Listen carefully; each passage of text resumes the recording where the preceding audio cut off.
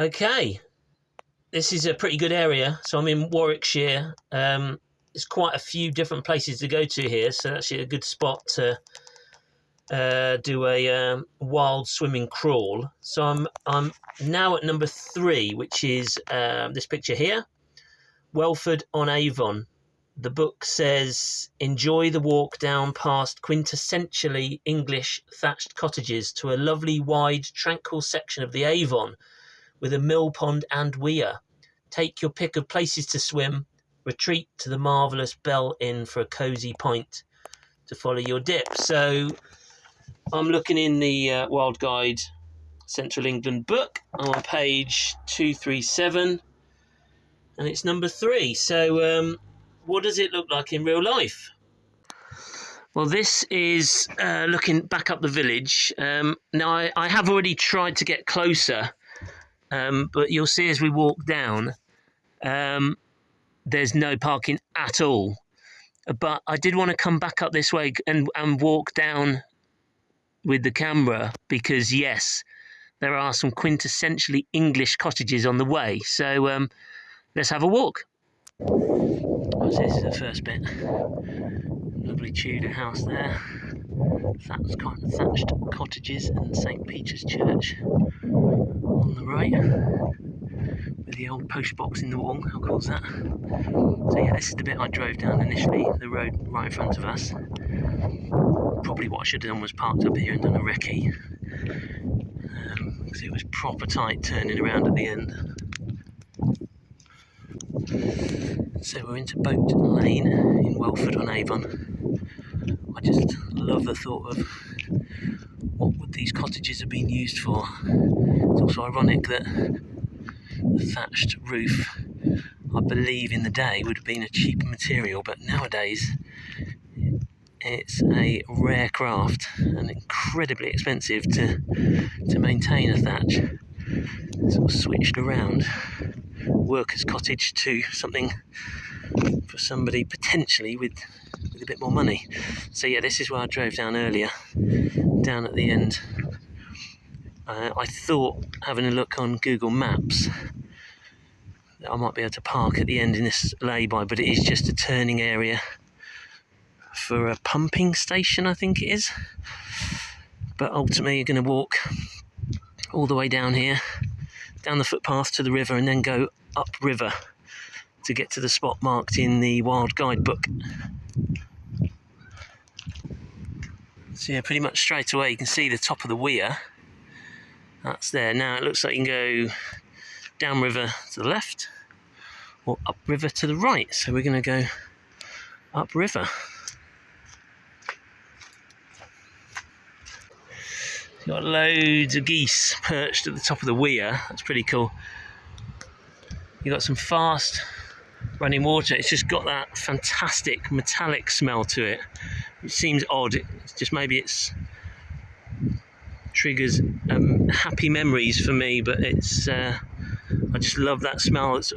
I always associate with kind of fast running water or water going over a weir from a river. So we're wandering up here just a little bit.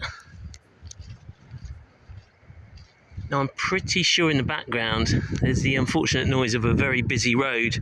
We're pretty close to I think it's the 46 that goes from Stratford across to Ulster and then onto Evesham. Although it could be the sound of the weir, not entirely sure, but we are pretty close to the main road. So it's definitely a lovely stretch of the river here. And we've got a beautiful day for it. Church in the background, sun over the village. What a beautiful scene. So we're pretty much at the spot marked in the book as a place to go for a wild swim. Now I'm actually not going for a wild swim now. I've just been for one because I'm on a bit of a tour of wild swimming spots. But yeah, definitely can roughly see the bottom there.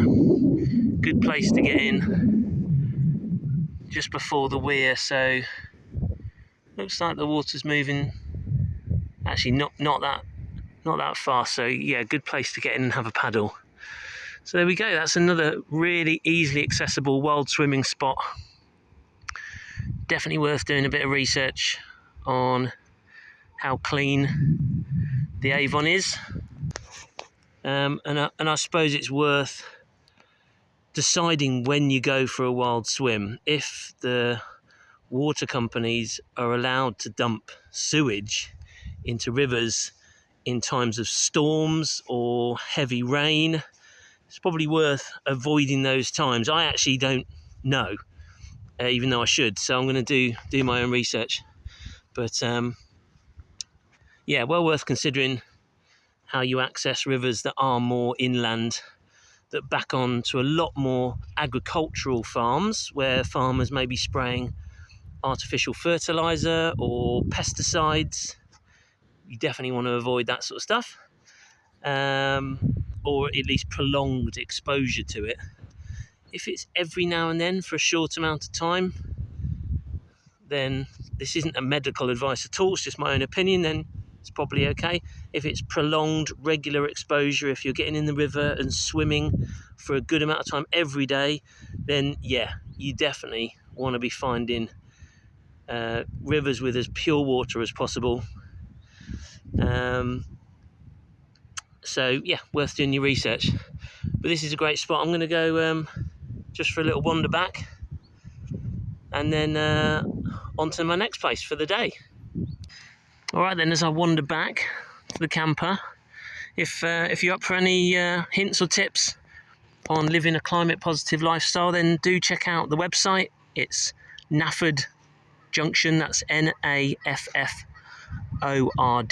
junction.co.uk. There's loads on there. The vote page has got 6 steps to get started with sustainability. The roadmap page has got loads of ideas and how-to blog posts to live as low impact as possible. There's stuff that's free and easy or takes money and time. And then directory is a list of all the companies that I've found over the last few years that are genuinely good companies, where you can buy products that are going to be as low impact for our future as possible and as healthy for you as possible. So check those out. Apart from that, if you're up for just having some inspiration or keeping up to mine and Arthur's adventures, either parenting on the road or being a single dad or working remotely or outdoor adventures, then just keep checking us out on social media. Just have a look for Nafford Junction on YouTube, and then also Instagram, and then on Twitter. I'm going to sort of switch Twitter around, so that's a bit more just sharing posts from purpose-driven organisations and people to give you also some more inspiration. Alright, that's it for now. Thanks for watching. Check back again soon.